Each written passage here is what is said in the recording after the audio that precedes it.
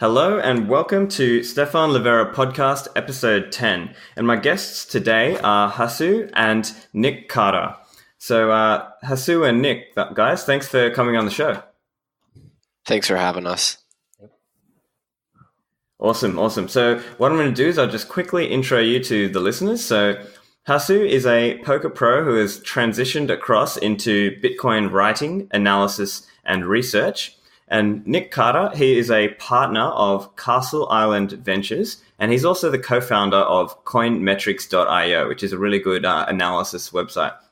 So the reason I wanted to get you guys on the show today was some of the really cool analysis you guys did in two articles that you collaborated on. The first one there was Visions of Bitcoin, and the other one was Analysis of Batching in Bitcoin. And I think in these articles, you guys did a great job in documenting the historical views of people in Bitcoin. And then on the transaction batching side, it was really, really solid data-driven conclusions on Bitcoin transaction batching. So if it's all right with you guys, we might start with the Visions of Bitcoin article. Now, this one was released 30th of July, 2018. I thought this article was really cool in two ways. Now, first one is for people who've been around for a while, it's a bit of a trip down memory lane. You sort of see the history of Bitcoin and sort of live it back in a way. And then for newbies, it really helps explain where Bitcoin came from. How have we got here? And the other part that I think is really useful and a really good point that you hit home in this article is Bitcoin doesn't have one single use or vision. It's rather a multitude of visions.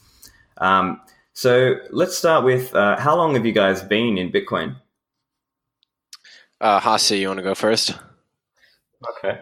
So I learned about Bitcoin basically in 2017, late in the year, and I didn't immediately saw the potential, but I put a little time, I reserved a little time to look into it late in the year, and then I started to get it a little bit more, and 2018 was when I fully transitioned from poker. I had been looking for a new challenge for a while, and I thought it was a absolutely fantastic topic to dive deeper into. Yeah, for me, I used to be a super active Redditor, and I would lurk on all those tech forums. I think I saw it posted on Slashdot, back in 2011, 2012. And I didn't really pay much attention to it until probably 2013, 2014. I got actually pretty into the whole Dogecoin community at the end of 2013. Nice. But I didn't actually do anything with Bitcoin until until the end almost of the bear market in 2015, 16. I haven't been active in Bitcoin for very long, but I've definitely been sort of passively aware of it for a while.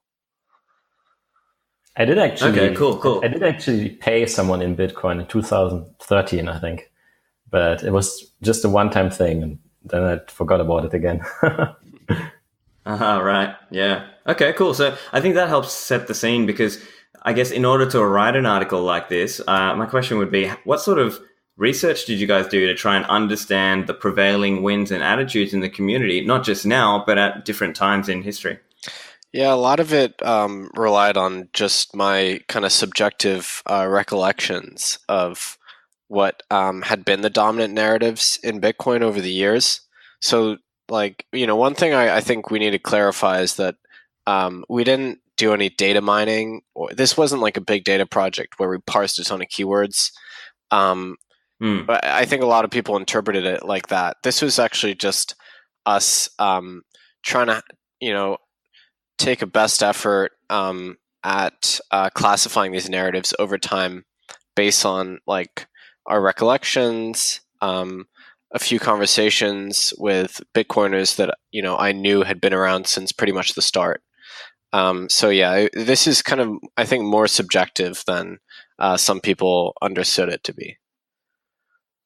Yeah, that's a great point. I agree with that. I think even for me, when I was reading this, I've been around since kind of early 2013, and at least from what I could, as I perceived it, I think it's quite an accurate view. Okay, so you guys make a comment on the Bitcoin white paper, some of the early forum posts being almost like this founding document that the Bitcoiners refer to and quote unquote just try to decipher what Satoshi truly meant. Can you guys elaborate on that a bit? Yeah. I think Hasu, go ahead.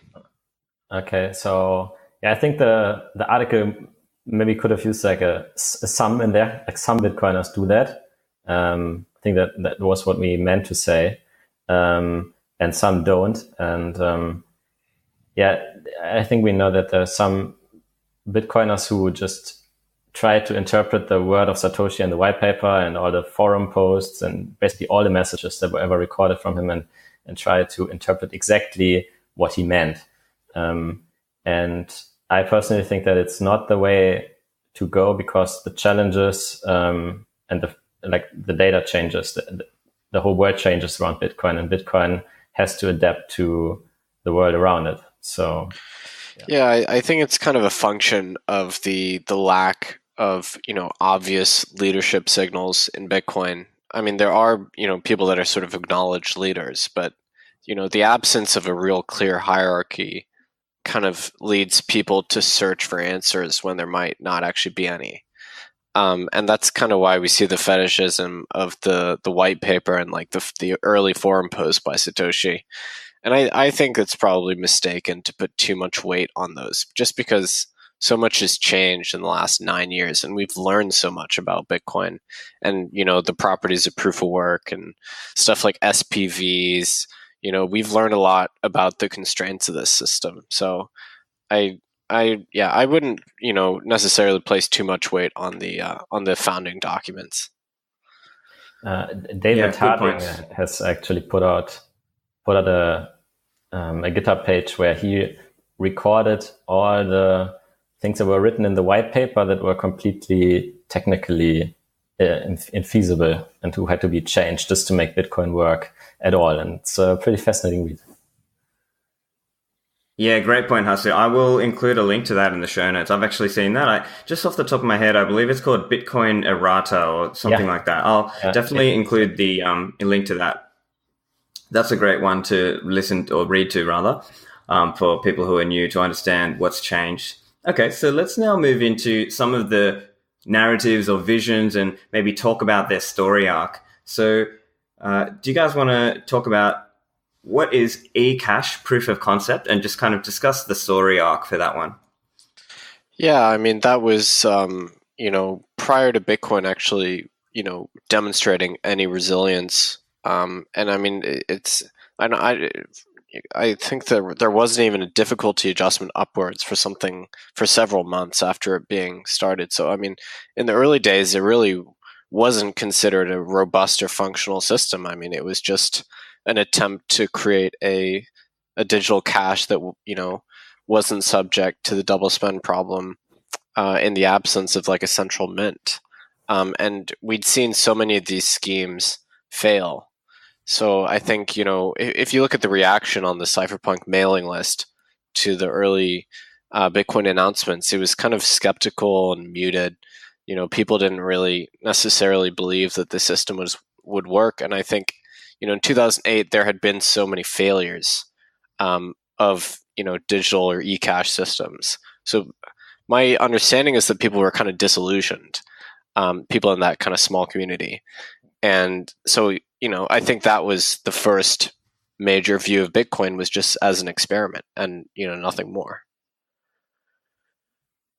Yeah, good point. And I think you're making the point there that almost at the start, people were skeptical, and it took a bit of time for people to see, okay, this has been alive for now and it's really working like we thought it would. And now we can place some confidence into it. And then, as you point out in your article, that, and especially in the graph where you sort of show, where you graphically represent this, the eCash proof of concept sort of starts big, but then it sort of wanes away and it's taken over by other narratives. Yeah, the justification. So let's go. Yeah, go on. I was just going to say the justification there is that Bitcoin had to be de-risked in many ways for people to progress beyond just seeing it as an experiment and maybe seeing it as a real currency or a digital gold. And so that was kind of the justification for that shape of that curve. Yeah, and I think the only way for Bitcoin to move beyond the proof of concept was time. There had to be a lot of time had to pass without any fatal failures and downtimes to move beyond that. Yep. Okay, and then the next one you guys have is cheap P2P payments network. Yeah, it's a very troublesome one, and there's still, I think a lot of debate over what the intention was. Is Bitcoin a sort of all-inclusive monetary system, or is it just an internet currency, on a P2P basis? I guess from, Bitcoin's founding until now, that's been the source of the greatest amount of conflict. And even some of the early promoters for Bitcoin that are considered to have done an amazing job promoting it to the world, were peddling the view of Bitcoin as a P2P payments network, as opposed to, emphasizing its other characteristics like being, untamperable and censorship resistant and so on. So it's kind of interesting how a lot of the early evangelists were seduced by this view. I guess it would have been difficult to predict the constraints that became obvious in 2014-15. What's also interesting is that it's basically thanks to the cheap P2P payments narrative, or like the people who use it as such, that Bitcoin became money in the first place, or like gained this attribute of moneyness for the first time when people were actually trading it, just probably to use it to buy something. That's a good point, and I think it wouldn't have achieved the wide distribution that it did without the culture of tipping and buying kind of frivolous things with Bitcoin. So, it probably also benefited from that, in that, having a wide dispersion of holders is useful. Absolutely. Yep, sure. Okay, and now let's contrast that cheap P2P payments view with the censorship-resistant digital gold view. Yeah, that's, I think, probably the majority view today, right? But, it took a while to get there, and some people would consider that a failure. Like, what's the point of a store of value? Like, shouldn't you be spending it? Do we need a disinflationary asset, or should we just have an inflationary asset? Which, are there risks with having something with potentially deflationary characteristics? Should Bitcoin even be a settlement layer as opposed to a payments layer?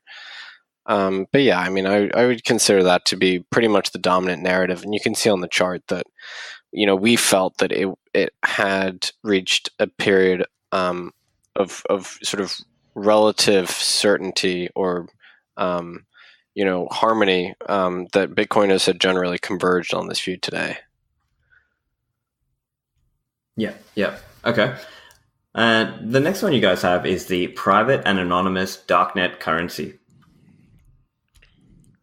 Yeah, that one's we wanted to acknowledge that the kind of darknets and the private currency was a really big part of Bitcoin's history, especially, starting with the Silk Road and then towards Alphabet, Dream, and Hansa, those darknet markets. And actually, if you look at the darknet markets today, Bitcoin would still be the major currency used there. Along with Monero, but just out of convenience, Bitcoin is actually, I would say, the most popular on the darknet markets. Yeah, and I think that, like, people saying that Bitcoin is not private at all or is completely transparent, they don't really do it justice. Because if you use Bitcoin in the right way, if you follow all the best practices, then it can be still fairly private. And I think that the use of the market kind of agrees with that, or it wouldn't use Bitcoin in such a way anymore. The interesting thing is that there are privacy enhancements being added to Bitcoin, not at the protocol layer, but at kind of the wallet layer. So sort of, better implementations of CoinJoin and Tumblebit are now becoming reality. So we might actually see a resurgence in the transactional layer of privacy, which is pretty interesting.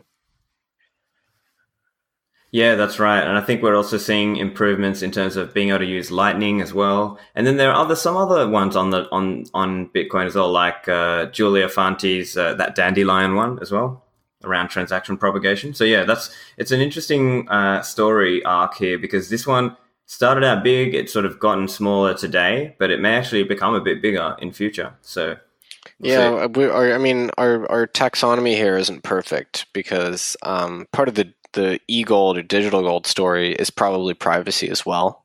So it was kind of difficult to classify what Bitcoin privacy, where Bitcoin privacy enthusiasts would fall in the chart. I think most serious Bitcoiners still would prefer that real privacy enhancements were added on. Yes. I think you're right. It can be difficult to conceptually separate the cases, as some of the guys who want censorship resistant digital gold would also want it to be private, as you've said. Okay, and the next one is an interesting one. It's reserve currency for cryptocurrency. Now, I noted it's interesting that this one didn't even exist until about 2012. What caused this vision to rise? Yeah, I mean, the thinking there was just the emergence of Litecoin, basically, in 2012, and then you had the Mastercoin ICO, I think, in 2013. So I guess there were some very early altcoins in 2011 or so, but the kind of altcoin exchange, regime only got started with the rise of altcoins in 2012, 13. And then obviously 2014 was a really big year for that. But yeah, I mean, we wanted to acknowledge how Bitcoin is actually used. And, a really, significant percentage of all transactions is just people getting access to other cryptocurrencies, like, to access the like altcoin casino.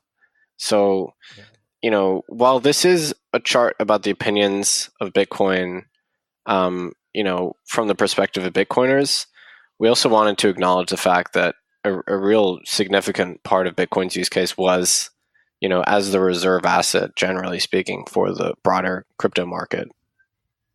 And I think we'll see that in the second part of the podcast when we talk about the batching analysis, because exchanges still make up for a big part of all the transaction volume in the Bitcoin network.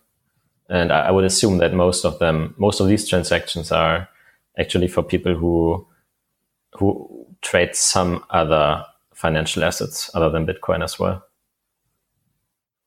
Yeah, great points. So it's almost like these altcoiners are a Bitcoiner, just in the sense that they use Bitcoin to get what they want, which is the altcoins.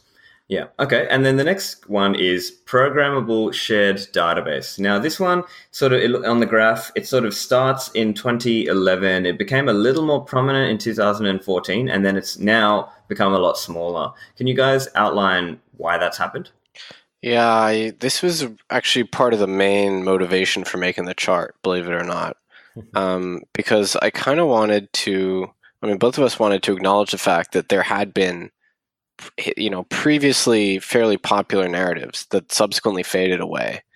And yeah, I mean, really, we just wanted to convey these parts of Bitcoin history that might be forgotten today.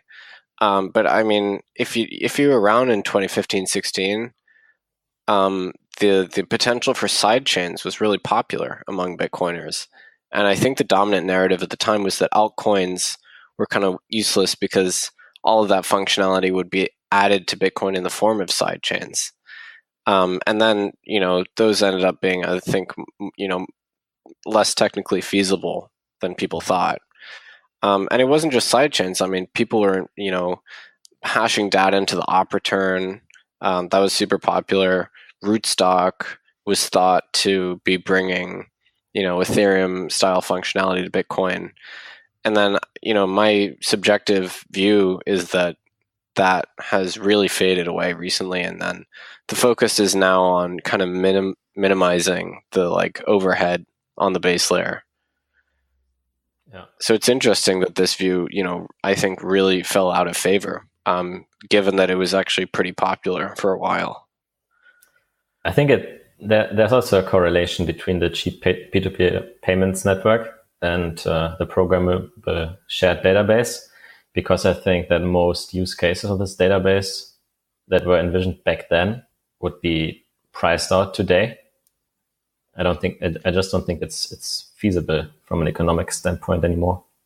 That's a good point. But it is interesting that the Tether, which is on the Omni layer, which is, it sort of depends on Bitcoin, is actually pretty, I don't know if you'd call it successful, but it's fairly popular and has like quite a great deal of volume.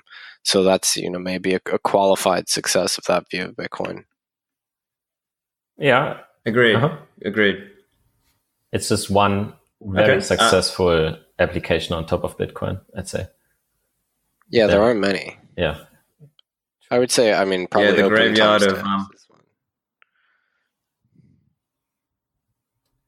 as another example, open timestamps. Mm-hmm.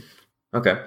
Number 7, you've got uncorrelated financial asset. So could you explain what this use case or history or story is, and how dominant or prevalent is this now? Yeah, this was kind of a difficult one to gauge because most Bitcoiners are probably not buying Bitcoin for its return characteristics as they relate to the broader market of financial assets. However, that has definitely been a pretty popular narrative, especially in financial circles. And I would say that's part of the reason that any asset allocator, from traditional markets would even consider Bitcoin, because it has a pretty good track record now of having absolutely zero correlation with like any equity index, any sovereign currency, any commodity index. Even to this day, now the Bitcoin is sort of partially financialized. It still doesn't really have a correlation with any of those indices. So that is kind of compelling. If the liquidity profile holds up over the next few years, this might become an even stronger narrative. I don't know if you could classify it as a hedge against the S&P 500 or anything. But if you tread in financial circles and talk about Bitcoin, that is one of the real significant appeals. So we have it sort of growing sharply because I think that narrative is definitely gaining steam. And I'd add that the important word in this narrative is the uncorrelated, because what we didn't spell out specifically in the article, but what we assumed was that most buyers and holders of Bitcoin would also do that with an expectation of profit. So they wanted to make money by holding Bitcoin, but they had to have an expectation in their head of why other people would value Bitcoin more in the future. And this basically gives rise to these narratives. So you have some people who think that Bitcoin will become digital gold and will be valued as digital gold, while others think that it will be valued as cheap peer-to-peer payments, for example. Yeah. And the other point I like that you guys make is this characterization of investors who want quote unquote Bitcoin flavored risk, but not necessarily Bitcoin itself. Okay, and then the other one is the potential tensions associated with this story. Can you outline any tension between this story and the earlier private anonymous currency story? Yeah, I think there's a huge amount of tension there. Most people buying Bitcoin as an uncorrelated financial asset don't necessarily need direct exposure to Bitcoin itself. They don't necessarily need or want the private keys.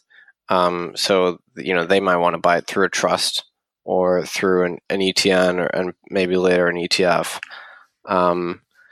And they're not as concerned with privacy. But then users that do value privacy, I think there's a risk that they find themselves frozen out from a lot of the exchanges that are trying to become regulated and totally incorporated into the financial system. Yeah, and we are also seeing the fiat on-ramps becoming more and more strict when it comes to privacy and de-anonymization of user funds. So, for example, in the last days, I've seen various reports on Twitter emerge from people who have their Coinbase accounts locked because their funds are coming from local Bitcoins, for example. Yeah, and I think I had a report of someone who had this Coinbase account locked just because he was like he had like notorious political views, and I guess Coinbase decided they didn't like that. Yeah, I think we are entering a very critical period of the internet when it comes to censorship from big actors. Yeah, that's right. And I think that comes to the next point you make, which is around the coming battlegrounds in future, visions of Bitcoin, one of which is fungibility, as you mentioned. Do you have any further comments around fungibility and how that may play out? Nobody really knows, right? But I think if I had to guess what the next major conflict would be, it would probably be fungibility. I mean, if Chainalysis had their way, we'd have the tainted Bitcoins, which would be one class of Bitcoins, and then we'd have the clean Bitcoins circulating. And a lot of people would be frozen out from fiat on-ramps due to their position of tainted Bitcoins. And then I think we might have a reckoning where core devs would try and add confidential transactions to Bitcoin. I don't know if they're necessarily pursuing this right now. But my understanding is that that's in the potential long-term roadmap. But if they were to add confidential transactions, that would really reduce the ability of exchanges to vet, the history associated with those Bitcoins and, carry out their compliance requirements. So, and then you have a question is, well, do you prefer a fungible Bitcoin that is, has a worse liquidity profile and potentially a lower price, or do you prefer this dual class of clean Bitcoins and tainted Bitcoins, where the clean Bitcoins trade at a premium to the tainted ones? So it's kind of a really tough bargain to make. And the more that this financial asset view survives and prospers, I think probably the less aggregate demand there is going to be for true fungibility in Bitcoin. So I see that one as a really significant potential debate in the coming years. Yeah, same here. Fascinating discussion there on the trade-offs there, on having more liquidity on a quote-unquote clean chain, let's say. But I think, that's potentially where some of the work by guys like Adam Fixor, NoPara73, and some of the others are trying to basically break that link in terms of linking coins and linking them back to prior addresses and so on that they've been associated with.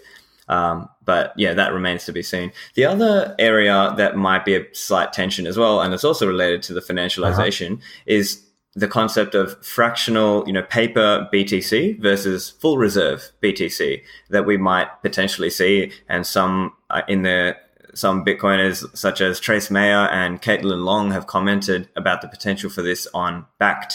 Do you have any thoughts on that as a potential battleground as well? Yeah. Hasu, you want to go? Yeah. So I think it, I heard your last podcast with Murat, who thinks, for example, that fractional reserve banking on Bitcoin is completely infeasible, and I disagree with that. I think it's almost a given that Bakkt will, same as many Bitcoin banks in the future, will use fractional reserve banking. I think there are already strong indications for that. As Caitlin Long has pointed out, they have an emergency fund, and I'm not aware of any example in the past where banks or exchanges had an emergency fund that were not operating on fractional reserve. Yeah, I kind of see it as inevitable, to be honest. And I mean, I think we have this proto Bitcoin bank regime in place already. I mean, I think of exchanges as banks, right? Yeah. People make the trade-off. They don't want to hold Bitcoins themselves, so then they hold them in the exchange. So the exchange is essentially providing a banking function. The question is, do they start then lending out, the reserve and keeping a fraction? And I think the beauty of Bitcoin is that if users demand it, those exchanges or banks can essentially prove, they can attest to their reserves. And then, my ideal is that the market kind of decides what an appropriate level of risk is. So, maybe the exchange that wants like a reserve ratio of like 100 to 1, maybe nobody like ends up using that one because they don't trust it, and like a run on the bank would be disastrous. But it's just not that capital efficient to custody all 100% reserves 100% of the time, right? Yeah. So I also think right. that it's on the market to decide, and transparent, like the as you pointed out, Nick, the transparency that Bitcoin brings to fractional reserve banking, I think it's very valuable for consumers to make more educated decisions about that kind of stuff. So I think we will always be able to see what the reserve ratio of a bank is, how much reserves they have right now. And then customers can simply make their own decisions as to which bank to choose. So, I mean, if you have full reserve banking, then of course you don't have any revenue from lending out those Bitcoins. But fractional reserve banking, let's say with a 10 to 1 ratio, maybe you can earn some interest on your Bitcoin if you want. You get more risk, but you also get something in return.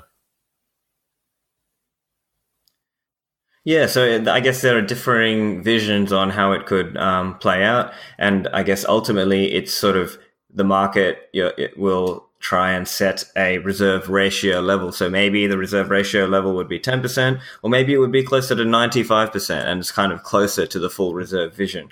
But definitely an interesting coming battleground. Okay, so I think let's now switch over to the other article, which is the analysis of batching. And this was written published in May the 21st of 2018, just earlier this year. What I really liked about this article was the clear and succinct breakdowns and definitions, as well as some really solid data-driven conclusions on transactions versus payments. So let's set the stage a little bit. What were some of the problems causing high Bitcoin transaction fees in late 2017 and early 2018? Well, Hasu, go ahead. Yeah, I think the very simple answer is there was more demand than supply for block space. So people wanted to make transactions and there was not enough room in the blocks. So yeah, I mean, some people think that there was also a coordinated spam attack, but it's kind of hard to know. And I really do think it just came down to demand. Yeah. And I suppose also that a lot of the exchanges had just signed up a lot of customers, and they were sort of trying to fight fires, and maybe they hadn't gone and done all these technical solutions to do batching, consolidation, and so on, up until the pressure sort of forced them to later on. Yeah, that's absolutely right. Okay, and then, I mean, most exchanges were extremely irresponsible with their stewardship of the block space. And I think sort of only now are we seeing a coordinated effort of outreach through Bitcoin OpTech, which I think is a really great initiative.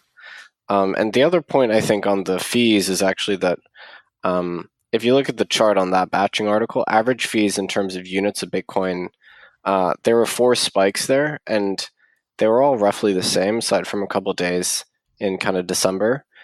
And so I think the reason the fees got so high was actually just because people denominated the fees in USD. And as Bitcoin's price was rising, it made the fees look super high. But relatively speaking, in terms of Bitcoin units, the fee was like roughly the same as the previous spikes were. Yeah, I like that on the distinction between, what is your unit of account here? Are we talking in BTC or Satoshis, or are we talking in US dollars? I think that actually. So what is a UT? I think I disagree with what you've said first, that the exchanges were irresponsible with their stewardship of the blockchain. I think it's the Bitcoin network is responsible for creating the incentives, like for actors basically to behave any way they want. But if they behave in a poor way, then they have to pay more for it. I think it comes down to, like, over a longer time, they couldn't keep up this usage because they were just burning money. But at the time, it was profitable for them to do so. So I think that's what we see now. Basically, the exchanges, they are improving their processes because fees are actually starting to matter. Yeah, and I mean, I guess they could just pass those fee costs on to the end users, which is what they were doing back in 2017, and there wasn't too much pushback just because it was in a period of sort of enthusiasm, I guess. Yeah, and if you have like 50% of the transactions coming from exchanges, then maybe it's not on the users to actually complain about the fees because the exchanges are actually the ones paying for Bitcoin, for the Bitcoin network to run in that case. So. Yeah, okay. Interesting discussion around the incentives. And I think it's probably a reflection that the exchanges were able to successfully pass on the cost to the users. And I think that's sort of the point Nic was making, which is that because of the, enthusiasm or the frenzy around, Bitcoin and altcoins at that time, people were just willing to pay ridiculously high fees, and the exchanges kind of got away with it. Yeah, interesting stuff. Okay, so the next question I had is, what is a UTXO, and what does it mean to say that Bitcoin uses a UTXO model? Hasu, you want to take this one? Sure. So a UTXO stands for unspent transaction output, and the best way to explain it is probably it's a coin. It's like, so you want to send $10 to someone, the wallet would select UTXOs from your wallet, like you would select coins from your physical wallet that have 10 or more dollars combined to go into that transaction. And whatever isn't needed to pay the receiver goes back to you, and that's called a change output. Yeah, good stuff. And then can you outline the difference between a transaction, a payment, and an output? So a transaction, I'd say it's basically moving information or value between different parties. Okay, so in the case of Bitcoin, it's basically information because like the value is only created because people on the outside of the Bitcoin network value having Bitcoins. So the Bitcoin network is basically a network for moving information between the parties, storing and moving information.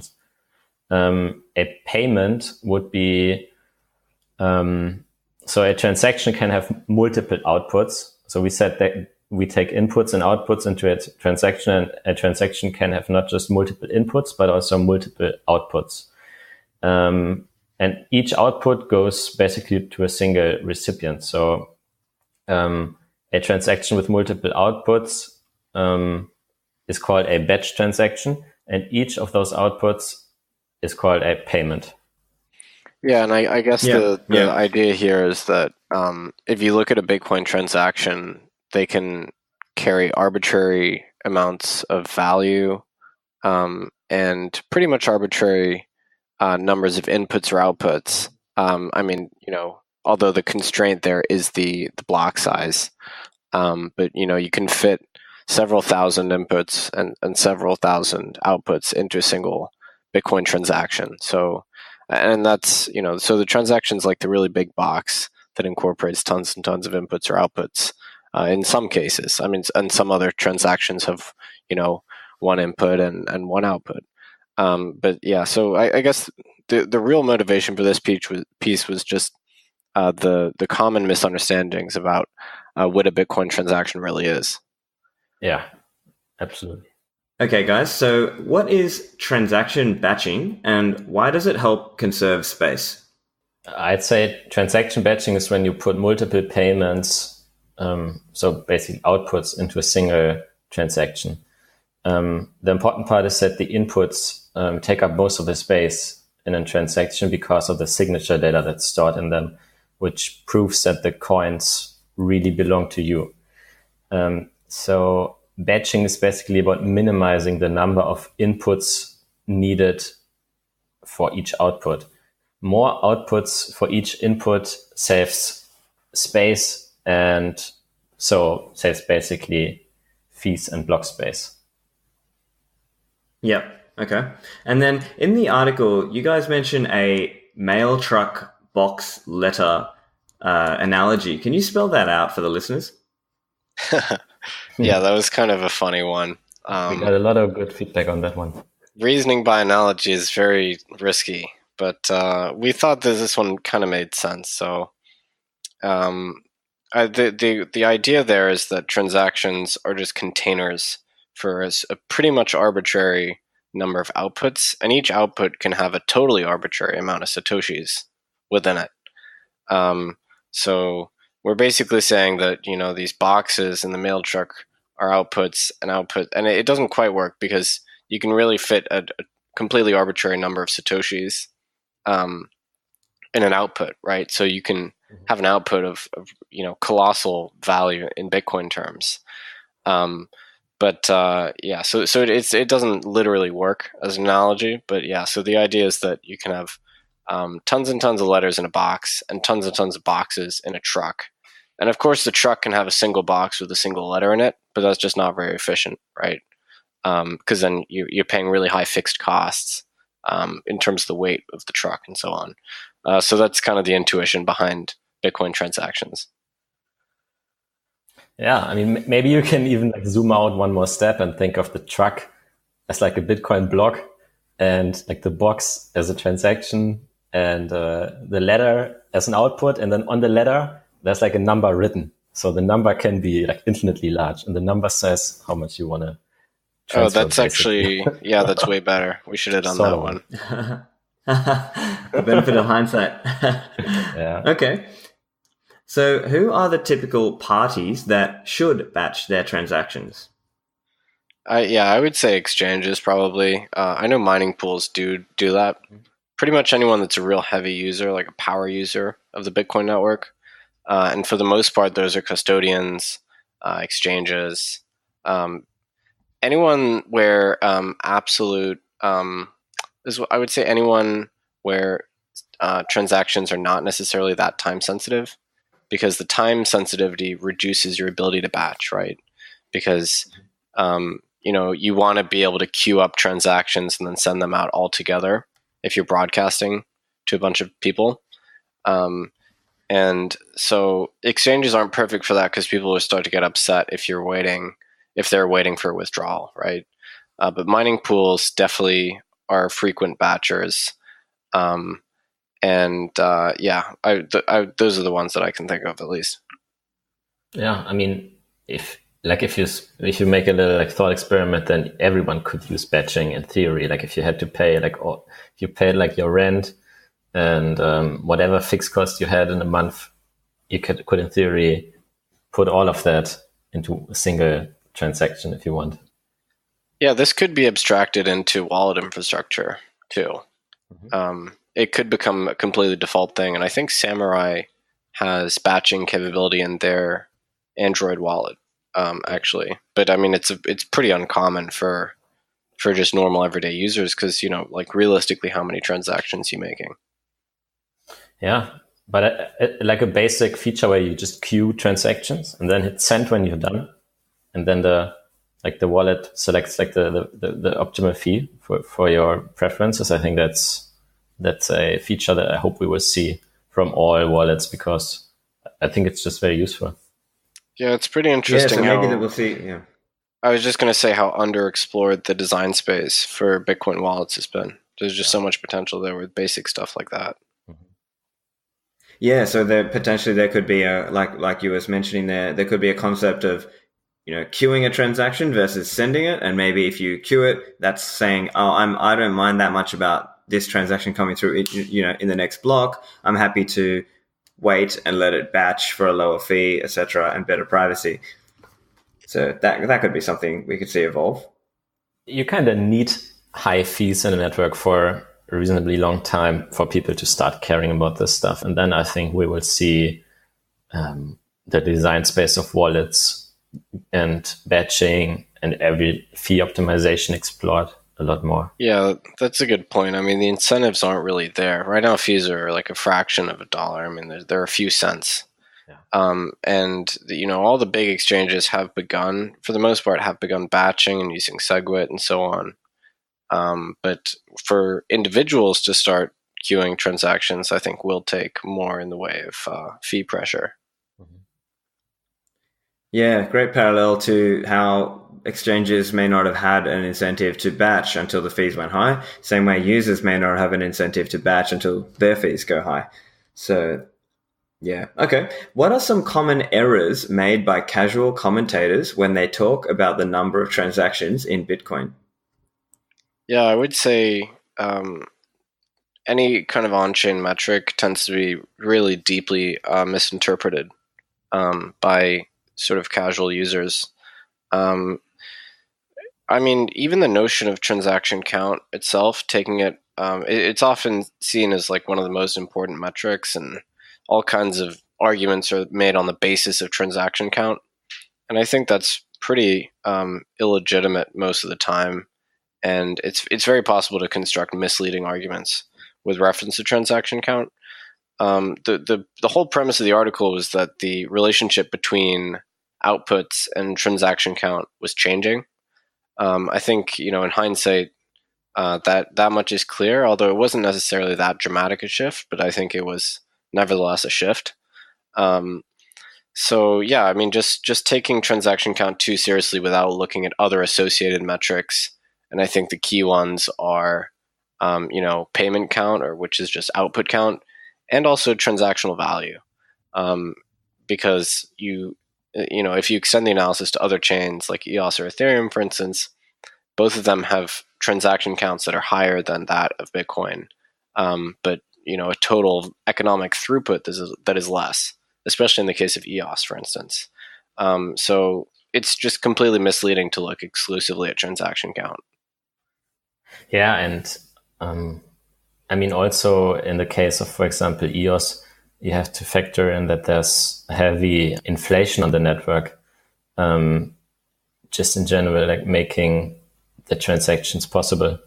So, the question is like, what can your network afford in terms of transactions for the cost that it's bearing on its users? Yeah. Okay. And then in this study that you guys did, how do you define a batched transaction? And then from your research, have batched transactions become more common over time? Yeah, well, I think we said a batch transaction was one with two outputs or more, right? Yeah, more than two, because specifically. Yeah, more than two, right? Yeah. So three or more, right? Yeah, because your generic transaction has two outputs, one of which is change returned to the sender, and then one of which is paid to the recipient. So then we went for three or more was our definition of a batched output. And I think the conclusion. Actually, the guys that P2P Hash read our article and then subsequently incorporated the methodology into a live dashboard, which is awesome. P2P-hash.info. And so it's been a couple of months since we published our analysis, so you have completely updated numbers over there. Yeah, that's fascinating. Okay, and I think one of the highlights from your conclusion is today around 12% of all transactions on the Bitcoin network are batched, and these account for about 40% of all outputs and between 30 to 60% of all transactional value. So the question then is, what does this imply for the future of scaling on Bitcoin's base layer? Yeah, I mean, I would say it's a conditionally kind of a good sign. And it tells me a little bit about where I think the network is going. So, I see Bitcoin as something that is bearing more and more industrial usage. And by industrial, I mean by like heavy users, relative to just typical individuals transacting with Bitcoin. And that definitely does not mesh with the view that many Bitcoiners have for Bitcoin. But I think, just realistically, that's what's happening. And the prevalence of batch transactions, roughly 35% of all outputs today, tells us that, it's really those power users that are the ones that are accounting for the most of the network space. And if we can, connect with them and encourage them to be, have a lighter touch on the network, that makes me pretty optimistic. I mean, a lot of other projects are talking about scaling improvements, like extremely dramatic scale improvements through decentralization trade-offs. In my view, lobbying exchanges for these straightforward enhancements to their behavior doesn't compromise the essential decentralization of the platform, and it grants you a nice incremental improvement, and that's kind of the way I see that scaling is going to work on Bitcoin. Yeah, excellent. agree. Yeah, very really great analysis, guys. It's been a fantastic conversation. I think we're getting to the end of our time. So, did you guys have any closing comments? No, I think just thanks for having us, and keep up the good work, Stefan. I listen to your podcast. Yeah, well, thank you very much, guys. I'm grateful that you had us on. I mean, you've had some real luminaries on here. So, feel blessed to be in such really established company. Oh, no, I think you guys did some fantastic work. I had to get you guys on. Okay, guys, so I will put all the links in the description. So, guys, you can find Hasu on Twitter. His account is at HASUFL. And Nic, his account is at Nic__Carter. And also find his website at coinmetrics.io. Do you guys have any other websites or places you would like the listeners to find you? I have a very boring website for my fund, which is castleisland.vc, but there's not a lot going on over there. Yeah, nothing for me. Oh, no, I'll definitely put a link for that on the show notes page as well. Hasu, have you got any other places the listeners can find you? No, but come to my Twitter if you want to interact with me. I'm basically talking on Twitter all day. Excellent. Okay, well, thank you both, Nic and Hasu, for your time. And I'll chat to you next time. Thank you so much, Stefan. Yeah, thanks. Has been great. Okay, guys, so that was the episode there. So just to find the show notes, go to stefanlivera.com, search SLP10 to find the show notes. And if you got value out of this, remember to subscribe to the podcast, Stefan Livera Podcast, on Apple iTunes, Stitcher, or Spotify, so you get the new episode straight away. And don't forget, share it with your friends. And if you've got any feedback, come find me on Twitter at Stefan Livera. Thanks, that's it from me, and I'll see you next time.